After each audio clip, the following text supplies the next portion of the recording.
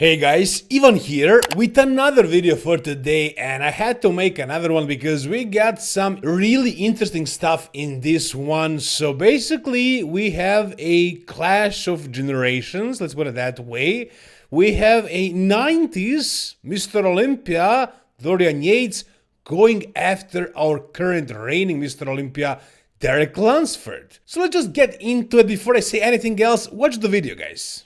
This is the best male physique in the world. 6 foot tall, with wide shoulders and a small waist. You know, like you look at Arnold or Lee Haney, wow, yeah, I get it. That's the ultimate male physique. But if you took the guys that are Mr. Olympia now and you show that to a member of the public and say that is the ultimate male physique. Well, hold on, he's only like 5'4" or something, isn't he? And he's like a fridge. How is that possible? Alright, that was pretty direct. He's only 5'4" and built like a fridge. I mean, who was Dorian talking about? Obviously, I mean, either Hadi or Derek, one of those two guys. But I'm guessing it was about Derek because Derek is the Mr. Olympia. And guys, what Dorian is saying, you can't really argue with him. What he's saying is absolutely correct. Our current Mr. Olympia is maybe not exactly 5'4", but like 5'5", maybe, I don't know, but very, very short. I don't know if he's built like a fridge. When Derek does the front double, he does have a solid width taper, but really, yeah, he's a huge guy for that height. So yeah, I get what Dorian is saying, and if you compare eras, which is something we shouldn't do, but if you do that, you will realize that today's era of bodybuilding is probably the worst in a while.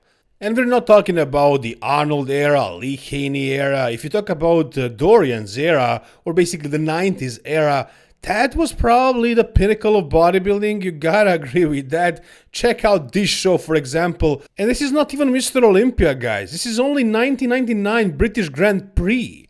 Just one of the shows, one of the post-Olympia shows. A few years before this, Dorian was dominating. After that, you had Ronnie and Jay, and then Phil and Kai. And now, who do we got? This is our best guy. And I see that some people are like, Dorian is always negative, he's always talking down on bodybuilding, blah, blah, blah. But really, in this case, he is absolutely correct. I mean, winning the Mr. Olympia, even today, is an insane achievement. I'm not taking that away from Derek. I'm not saying he didn't deserve to win the Mr. Olympia, but is this one of the most impressive Mr. Olympias of all time? Probably the least impressive one. But hey, what is interesting about this video is the fact that Derek wouldn't stay silent to this. And it's very interesting as well. It's surprising because Derek never voices himself at all, really. When Cito actually got out and spoke about him having a panic attack, he never denied that. He never said anything about him potentially dying in the backstage because he was already hydrated. He said nothing. And now with the PMMA accusations, he's still very silent. However, he replies to this. Check it out. So he tags Dorian Yates. He replies directly back to him. Dorian said this in some podcast. Who knows when this Instagram page made a reel out of it. Dorian probably didn't even see it. And here is Derek in the comment section, or Mr. Olympia, tagging Dorian Yates and saying, Dorian Yates is great, but this is a new era that has taken bodybuilding to a new level. We can respect the greats from the past, but this right now is the greatest moment in bodybuilding history. Do you guys agree with this? Is this the greatest moment in the bodybuilding history? Is Derek Lunsford the greatest physique of all time? Come on. Of course, Derek is gonna be saying that because he's the Mr. Olympia. He's representing the Mr. Olympia, the bodybuilding as a sport, as a whole. But yeah, let's just be real. This is not the case. Dorian is hitting the nail with this one. He's completely right. And Derek has the right to defend himself, but we all know the truth. Derek's physique is definitely not the most impressive Mr. Olympia physique of all time. Derek posted a couple of photos today, and Sergio Oliva Jr. actually replied and says, these old cats won't post this victory pose of you when they're talking smack. And Derek replies and says, let's be honest, this right now is the greatest time in bodybuilding history. Okay. Now tell me guys, do you think it's necessary to compare these two bodybuilders? I don't think it is. I mean, Dorian was the original mass monster. Nobody was his size back when he competed, so he won all of his Mr. Olympias very easily, I would say. After him, there was Ronnie Coleman, who, I mean, how can Derek say that his era is the greatest one of all time, if he knows about freaking Ronnie Coleman, or Phil Heath, or Jay Cutler, or Dorian Yates for that matter? I would definitely choose Dorian as the representation of the sport rather than Derek. But hey, again, he has the right to say what he thinks, what he believes, even if he doesn't really believe it, he needs to say something like this. But you guys tell me down below in the comment section, what do you think? Dorian or Derek Lunsford? Do you prefer to have a Mr. Olympia who is 5'5" and, as Dorian says, built like a fridge, or a taller physique, for example, Andrew Jacked or Samson Dauda, who might not be as complete, but height is a factor for you? What do you think? Tell me down below in the comment section.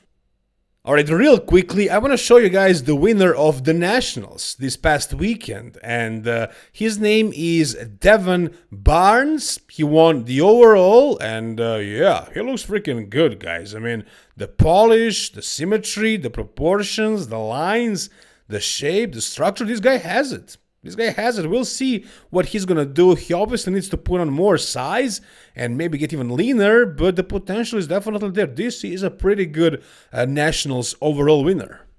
In the meantime, Shaun Clarida wins another show, China Pro, completely dominates the lineup, and yeah, he won the 212 here. I don't think there was an open class in this show, so he won an easy show. You guys know what I already said about him for doing this many shows and taking these easy wins away from some other competitors who would not be able to qualify for the Mr. Olympia by winning another show that is not close to their country.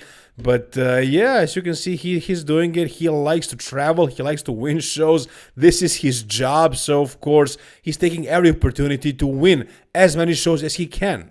Also, I gotta say, him and John Jewett nailed it for this show. The lighting here was phenomenal, the background and everything, and you can see what Shaun Clarida actually looks like once he's peaked.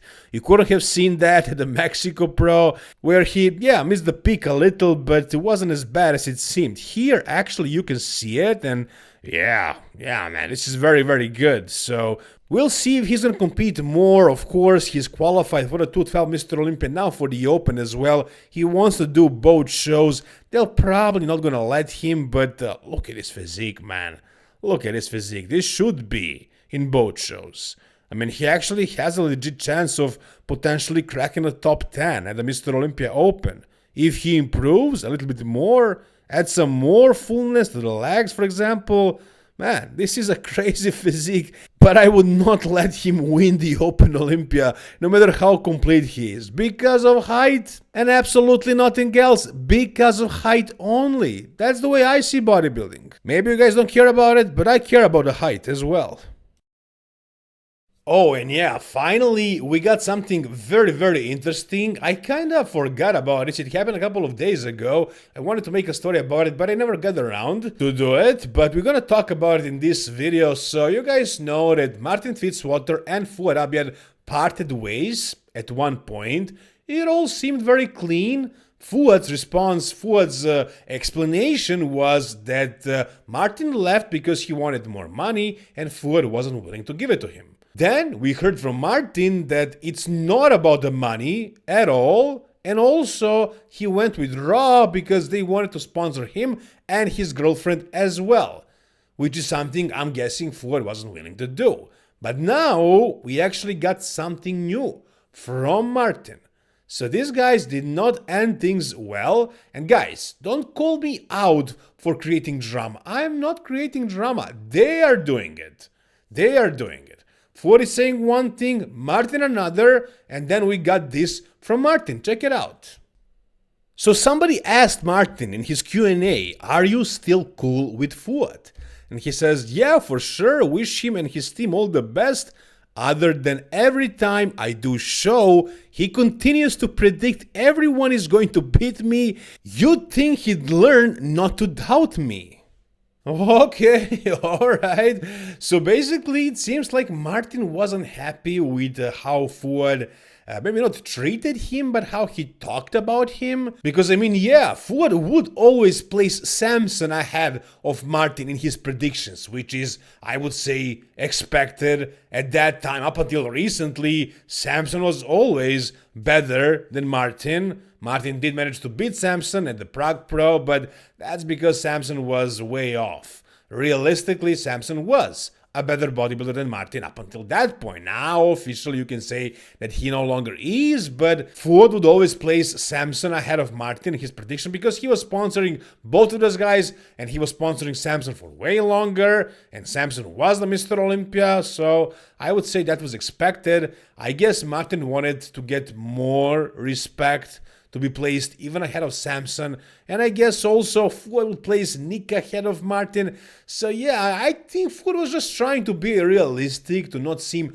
too biased, because he is biased towards his athletes, which is again expected, I would say, but still, he is running a podcast, he is supposed to be as neutral as possible, so he was trying to do that with Martin, but maybe he was putting him down a little bit too much and Martin didn't like it, so maybe this is a part of the reason why these guys ended things. It's not as clean as Fuad tried to make it seem. So you guys make of it whatever you want down below in the comment section. Tell me, what do you think about this beef and also about Dorian Yates versus Derek Lunsford? That's what I want to hear down below in the comments, guys. If you enjoyed this video, give it a thumbs up, subscribe to the channel for more stuff like this. See you soon, guys. All the best and bye-bye.